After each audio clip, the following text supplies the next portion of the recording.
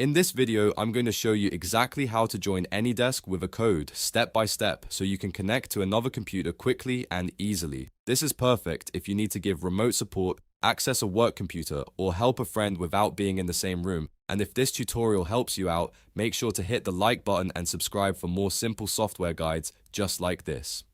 Alright, let's jump right in. First, open AnyDesk on both computers. You need the software running on your device, and the other person also needs AnyDesk open on their side.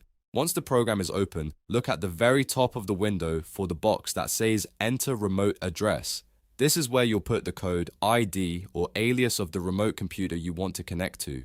Now type in the 9-digit AnyDesk ID, or if they're using one, their alias. Make sure the number is entered correctly, because even one wrong digit can send you to the wrong device or stop the connection from working.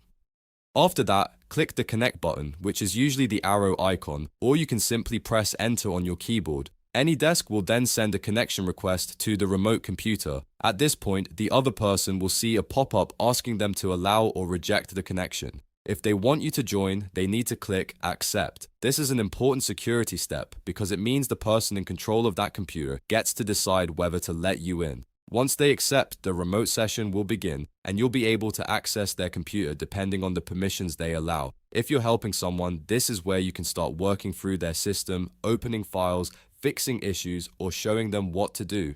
If the connection doesn't go through, double check the ID, make sure both devices are online, and confirm that the other user has accepted the request. That's really all there is to it.